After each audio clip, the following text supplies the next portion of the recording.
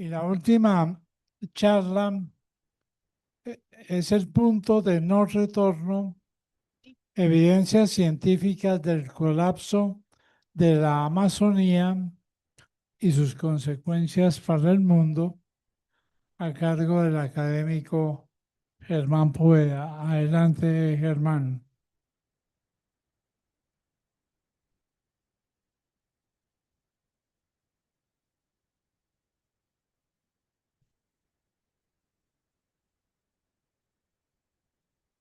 Buenas tardes.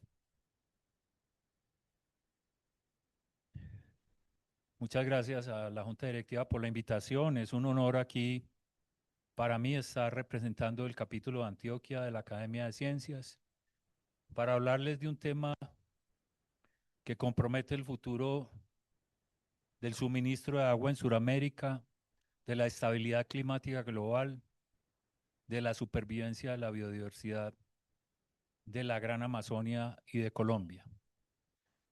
Entonces vamos a hablar de, si esto avanza, la cuenca amazónica. Es uno de los 16 sitios que controlan el sistema climático de la Tierra. Hay 16 procesos, mecanismos físicos que si son alterados van a tener una repercusión fundamental en todo el clima de la Tierra. Y la cuenca amazónica es una de ellas, precisamente por su localización en el trópico americano, por su tamaño, casi 7 millones de kilómetros cuadrados. La cuenca amazónica tiene más o menos 6 veces el tamaño de Colombia. Y por esas dos razones tiene una importancia global en la estabilidad climática de todo el planeta Tierra. Vamos a empezar con un breve repaso de cómo es el ciclo hidrológico en la cuenca amazónica. Es sencillo, se evapora agua del océano Atlántico, es transportada por los vientos hacia el interior del continente, desde la cuenca del Orinoco y desde la cuenca del Amazonas, es llovida sobre el continente, evaporada por los árboles del bosque, transportada viento abajo, ese vapor de agua por los vientos, transportada hasta la zona de la cordillera de los Andes y debido a la presencia de la orografía andina, esos vientos son obligados a deflectarse hacia el sureste del continente, llegando hasta el río de la Plata. Ese ciclo hidrológico vamos a tratar de mirarlo de manera más precisa en esta animación. Vamos a ver si funciona la animación. Sí, se llama el latido diurno de la hidrología amazónica. Lo que vamos a ver aquí son los resultados de un modelo climático muy sofisticado, hora a hora, de lo que es la producción y el transporte de vapor de agua en Sudamérica, en particular en la cuenca amazónica. Este es un modelo muy sofisticado que permite colorear la concentración de vapor de agua, porque el vapor de agua no lo podemos ver los seres humanos, pero un computador sí le puede poner color a la concentración de vapor de agua. Entonces lo que vamos a ver aquí es el ciclo diurno, es decir, de día las plantas y los árboles transpiran, evapotranspiran agua y de noche ese proceso se cierra porque no hay fotosíntesis. Lo que vemos es que el agua es transportada del Océano Atlántico hacia las cuencas del Orinoco y del Amazonas. En el bosque amazónico, si se dan cuenta, aparece ese efecto de latido de corazón del día y la noche, donde los bosques están transpirando vapor de agua. Como les dije, ese vapor de agua llega hasta la cordillera de los Andes y es deflectado hacia el sureste. Fíjense que muchas veces llega hasta el Río de la Plata, hasta Buenos Aires. De manera que este sistema de producción y transporte de vapor de agua controla el suministro de agua no solamente para la Amazonia, sino para cientos de pueblos y ciudades en la cordillera de los Andes e inclusive para la zona del Río de la Plata, Buenos Aires, Sao Paulo, donde está pues la mayor concentración económica en Sudamérica. De manera que esto nos muestra la importancia del bosque húmedo tropical de la Amazonia para sostener el suministro de agua del continente suramericano. Entonces, de aquí empezamos a ver la importancia, por lo menos continental, de la existencia del bosque amazónico para mantener ese ciclo hidrológico en acción. Y esta es una foto de esos ríos aéreos. Cuando el viento transporta vapor de agua, lo que crean son corrientes en la atmósfera cargadas de vapor de agua que ahora se denominan ríos voladores o ríos aéreos. Esa es una foto muy bella de Maggie Moss, pues evidenciando que esto no es solamente el resultado de un modelo climático, sino que es un fenómeno físico medible, visible. Y claro, hay una retroalimentación positiva entre la cuenca amazónica y la cordillera de los Andes. ¿Por qué? Porque la cuenca amazónica, al evapotranspirar agua y lloverse otra vez ese vapor de agua, se ha demostrado por estudios isotópicos que esa gota de agua puede dar 4 o 5 saltos antes de llegar a la cordillera de los Andes. ¿Y qué pasa? Entonces, ese vapor de agua es transportado por los vientos alisios hasta la cordillera de los Andes. Cuando encuentra la orografía andina, se ve forzado a ascender, ese vapor de agua se enfría y se llueve sobre la vertiente oriental de la cordillera andina. Esas lluvias, por supuesto, forman los caudales de los ríos y las quebradas que nacen en los Andes para transportar ese caudal aguas abajo y bañar la zona de la Amazonia brasileña, digámoslo así.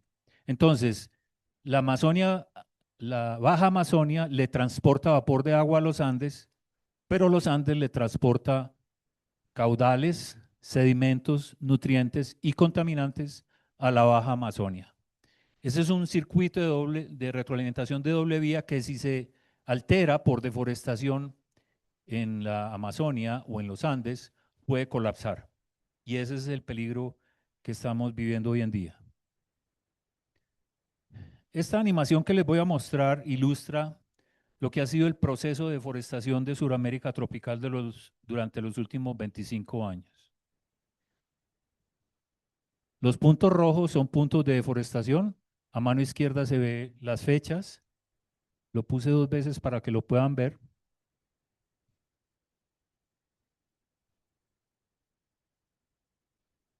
De manera que ya llevamos más o menos el 20% de la Amazonia deforestada. Y ni qué decir de Colombia, porque ese es otro problema que no mencionamos, pero la deforestación de Colombia también es otro problema muy grave, incluyendo, por supuesto, la Amazonia colombiana. Ahora, ¿qué está pasando con esto? Pues estas son fotos de mi gran amigo Rodrigo Botero, de que la deforestación amazónica no solamente es en el sureste brasileño, sino en Colombia. Estas son fotos de la Amazonia colombiana que demuestran pues la magnitud y la escala de este problema. Esto tiene implicaciones hidrológicas, climatológicas, biogeoquímicas, de importancia no solamente continental, sino global. Una de ellas es que si se corta el bosque, se corta este circuito de retroalimentación fantástico que se llama la lluvia reciclada. Es decir, la lluvia que cae como resultado de la evaporación del mismo bosque tropical. Se ha demostrado que la Amazonia, entre el 35 y el 50% de la lluvia que cae, se origina en la evapotranspiración del mismo bosque local. Entonces, la deforestación cercena ese circuito, ese ciclo hidrológico que es vital para el mantenimiento del clima de Sudamérica. Hay otro aspecto que casi no se menciona en la discusión de la deforestación, y es que cuando se deforesta un bosque se reduce fuertemente la evapotranspiración. Y la evapotranspiración como proceso termodinámico es un proceso de enfriamiento. Es decir, cuando uno sopla la sopa, lo que hace es hacer evaporar las moléculas, digamos, más calientes y por eso la sopa se enfría. La evaporación es un proceso de enfriamiento. De manera que cuando un bosque está haciendo fotosíntesis de día, es como si tuviéramos un aire acondicionado prendido todo el tiempo, que refrigera, que baja la temperatura, y ese es un servicio ecosistémico que nunca se considera, digamos, en las discusiones de los bonos por venta de carbono, ¿cierto? Debería haber otro servicio ecosistémico y otro mercado de evapotranspiración, porque la evapotranspiración enfría. Y ese es un servicio ecosistémico de los bosques que no hemos valorado. Entonces, la deforestación lo que hace es cercenar ese circuito de transporte de vapor de agua. Oh, perdón. Uy, me fui. Yo no sé por qué se me fue tan lejos esto. Discúlpenme, esto se fue muy lejos. Aquí está. Entonces, lo que hace la deforestación es reducir esa retroalimentación y esa cascada de humedad viento abajo del vapor de agua, que es el que proporciona las lluvias, no solamente en las cuencas amazónicas, sino en los Andes y, como ya dijimos, hasta el sureste de Sudamérica.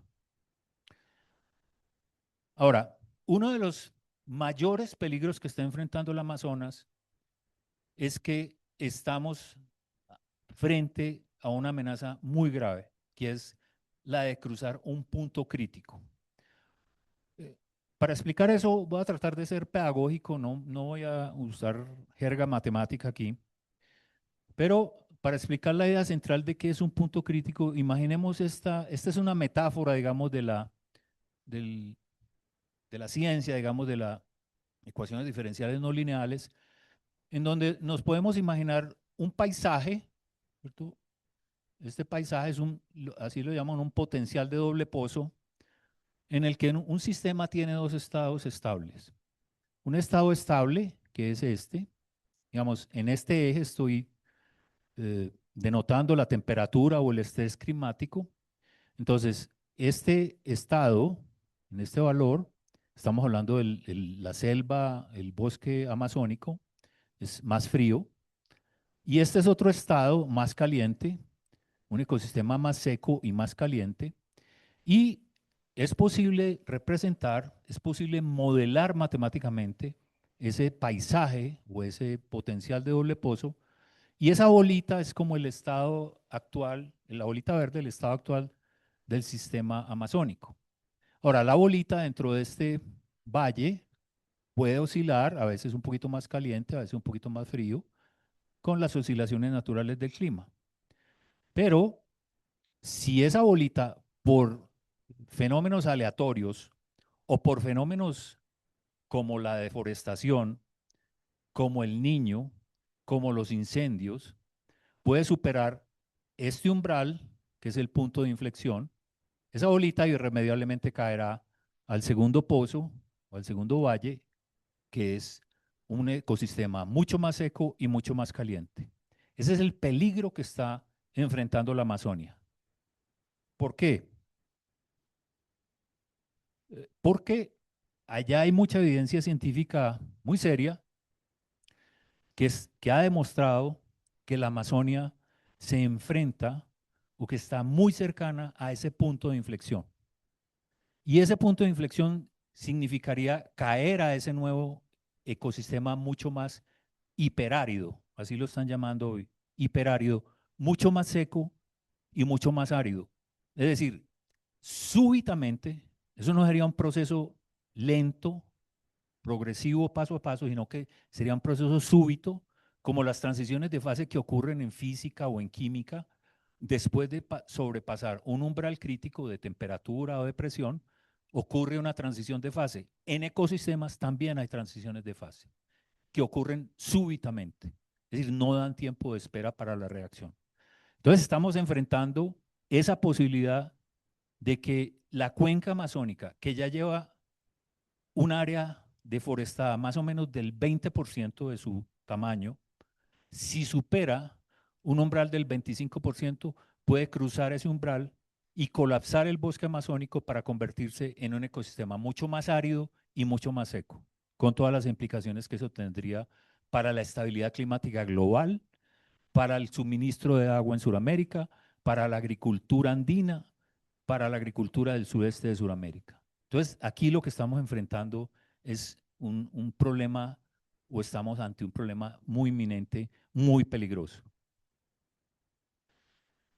Ahora, por ejemplo, uno de los primeros evidencias fue este trabajo de Marina Hirota y sus colegas, donde demuestra que la topografía a la cual hicimos referencia, aquí en este caso se puede denotar en el eje de las X como la lluvia, en milímetros al año y en el eje de las Y la cobertura vegetal. Entonces la Amazonia tiene dos estados estables, un estado de bosque y otro estado de sabana.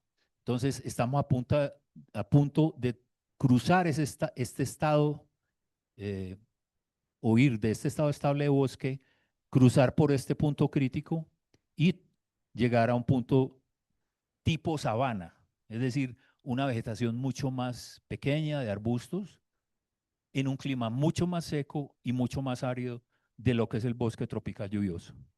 Entonces, las evidencias científicas son muy fuertes, indicando que estamos cerca de cruzar ese umbral en el cual el bosque tropical lluvioso amazónico podría convertirse en un ecosistema mucho más seco y mucho más árido. Ahora, hay muchas herramientas y elementos de diagnóstico para decir que hay evidencias, como digo, de que ese fenómeno ya está cercano. Es decir, está sucediendo lo que se llama una ralentización crítica. ¿Qué quiere decir eso? Cuando un sistema es sometido a un impacto externo, como el fenómeno del Niño, por ejemplo, la Amazonia se seca fuertemente y cada vez se demora más en volver a su estado natural. Eso se llama ralentización, es decir, el sistema se vuelve más lento en volver a su condición normal. Y eso se está viendo en las últimas 4 grandes sequías de la Amazonia, a las cuales se les ha denominado la sequía del siglo. En el 2005, en el 2010, en el 2015 y en el 2023, todas asociadas con el fenómeno del Niño, y cada una de ellas más fuerte que la anterior. Es decir, las sequías en la Amazonia se están volviendo más recurrentes y más fuertes. Y esa es una evidencia de ralentización crítica y que la cuenca está siendo cada vez sujeta de sequías más intensas y más fuertes. Evidentemente hay otros indicadores, hay mayor variabilidad de la temperatura, hay estaciones secas más largas, observadas, no predichas para el futuro, observadas hoy, y hay una mayor frecuencia de incendios. Esos son elementos que están empujando, digamos así, la Amazonia hacia la superación de ese umbral crítico. Ahora, no es solamente que se deforeste mucho, sino porque aquí se habla, por ejemplo, si se pasa, estamos hablando de que actualmente estamos el 20% de deforestación, el umbral crítico puede ser 25%, pero otros indicadores, como el calentamiento global, la lluvia anual, la estacionalidad de la lluvia y la duración de la estación seca, esos elementos también se combinan con la deforestación para empujar el sistema más rápidamente a que cruce ese umbral físico, ese umbral crítico. Entonces, no es solamente la deforestación, sino los otros elementos que tienen que ver con la dinámica ecológica, climática e hidrológica de la Amazonia, los cuales si se juntan, esto se puede volver realidad mucho más temprano de lo que preveíamos. Ahora, como dije, hay 4 elementos fundamentales que están empujando la Amazonia hacia cruzar ese punto crítico. El cambio climático, el Niño, como dije, las últimas 4 grandes sequías de la Amazonia estuvieron asociadas al fenómeno del Niño, la deforestación y los incendios.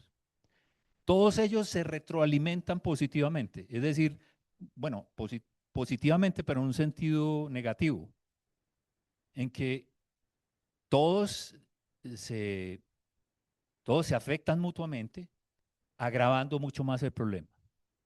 Entonces, esto se vuelve un problema o una amenaza muy complicada. Y ese nuevo ecosistema, es decir, un estado hipertropical, como ya se le está llamando a ese nuevo estado de la Amazonia, podría tener consecuencias como pasar de una precipitación de entre 2.000 y 3.500 milímetros de lluvia al año a tener entre 800 y 1.500. La estación seca pasar de una duración entre 2 y 4 meses hoy a una duración entre 6 y 8 meses. La temperatura media subir 3 o 4 grados. la vegetación convertirse en arbustos, pastos o árboles dispersos, la biomasa almacenar 160 gigatoneladas de carbono a liberar entre 50 y 90 gigatoneladas. La biodiversidad pasaría a la más alta del planeta a lograr o a causar un 50-80% de pérdida de especies, y el régimen de incendios pasaría a ser pues de alta intensidad y mucho más frecuentes. Entonces, las consecuencias globales de esto, no solamente continentales sino globales, serían, para no detenerme mucho en los detalles, la aceleración del calentamiento global. ¿Por qué?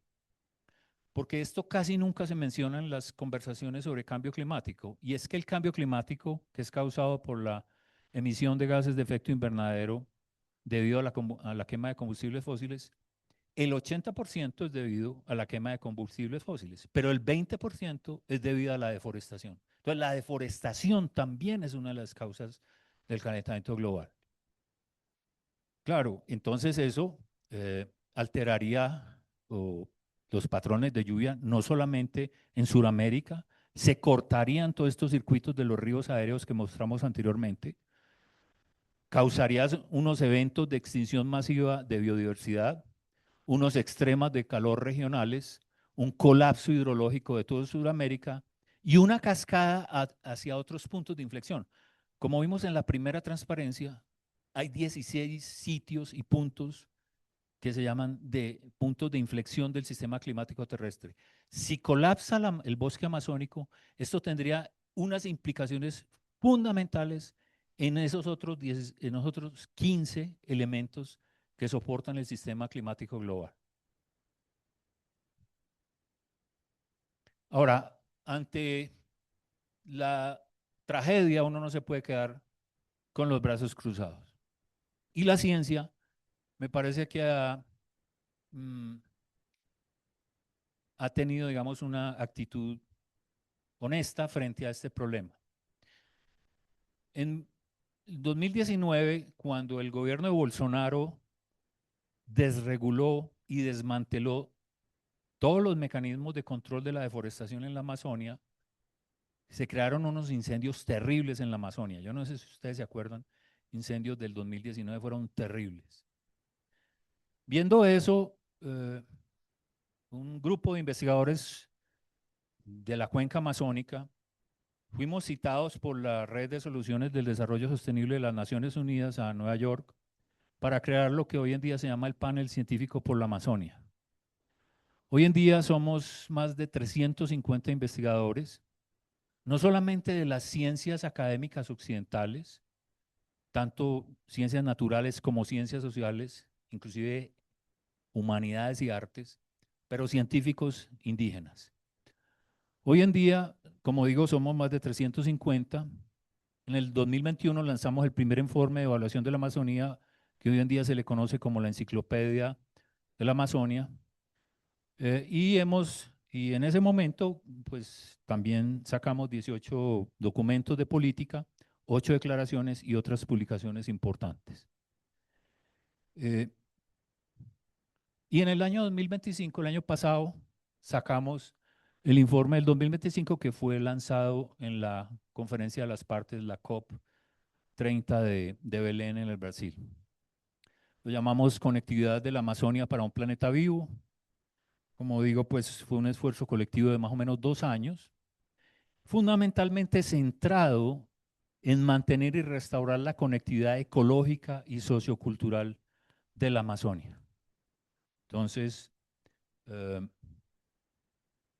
digamos, los 8 capítulos son estos: conectividad regional a global, la disrupción de la conectividad asociada a los negocios ilícitos, la conectividad para la salud, la colaboración transfronteriza, las conectividades de los pueblos amazónicos, los paisajes productivos, las sociobioeconomías y la conectividad del conocimiento. Todo esto pues se puede descargar de manera libre y gratuita de la página web del Panel Científico por la Amazonia, que en un momento se las paso. Y es claro, entonces los principales O sea, un campesino no deforesta la Amazonia para hacerle daño al bosque. Un campesino deforesta porque tiene que alimentar su familia hoy. Y ese es el problema de la economía, que la economía le paga al campesino para que deforeste por los retornos económicos de corto plazo de ese proceso, pero no castiga lo que se pierde talando el bosque. Entonces, los problemas asociados con esto, pues son los modelos económicos extractivos insostenibles. Las economías ilícitas se han vuelto un problema terrible en toda la cuenca amazónica, pues sí que sabemos nosotros de eso en Colombia. La gobernanza ineficaz y fragmentada socava los esfuerzos de conservación y el cambio climático global afecta a los ecosistemas y los medios de subsistencia a través de distintos tipos de eventos hidrometeorológicos extremos. ¿Qué está en riesgo? Pues la disminución de esa conectividad socio-bioecológica de la Amazonia, los modos de vida y la seguridad de las personas. Ya sabemos que las economías ilícitas amenazan los ecosistemas, las personas y el desarrollo sostenible. La expansión de los monocultivos amenaza las sociobioeconomías. La degradación ambiental pone en peligro la salud humana.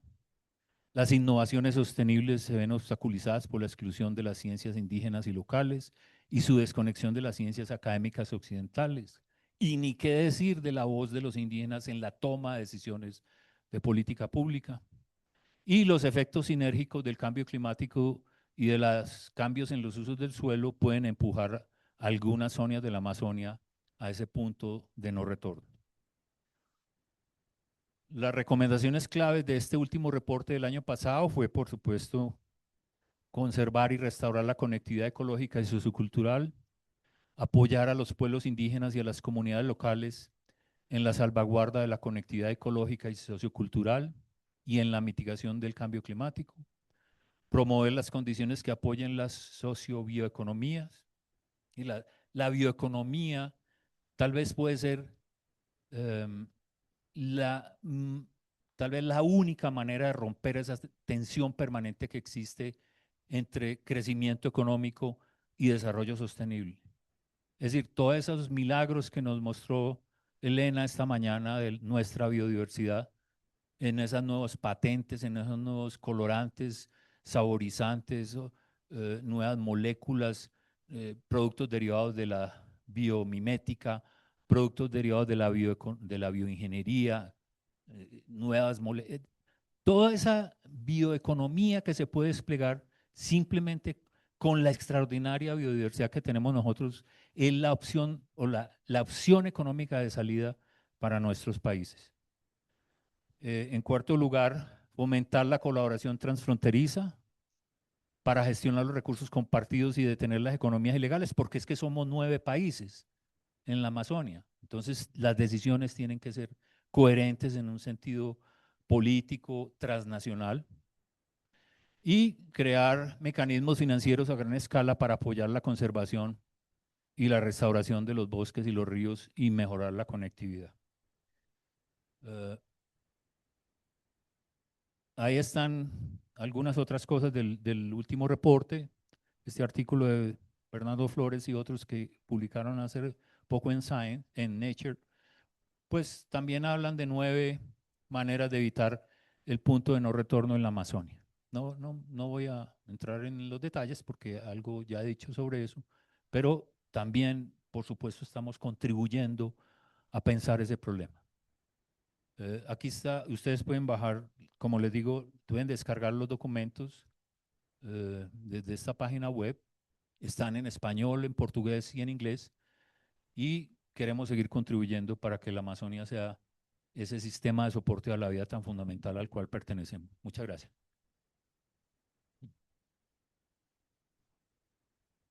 Gracias, Germán.